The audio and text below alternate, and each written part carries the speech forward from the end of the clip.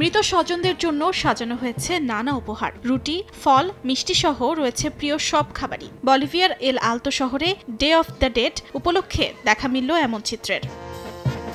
তবে day of the dead এ শুধু মানুষ নয়, পোষা প্রাণীদেরও স্মরণ করেন বলিভিয়ার বাসিন্দারা। দেশটির আরেক শহর লাপেজের এক পশু চিকিৎসা কেন্দ্রে কুকুর, বিড়াল, খরগোশ সহ মৃত প্রাণীদের জন্য করা হয় বিশেষ আয়োজন। প্রাণীরাও পরিবারেরই অংশ, যাদের ভালোবাসা ছিল নিঃস্বার্থ বলে জানান পশু চিকিৎসা কেন্দ্রের কর্মীরা।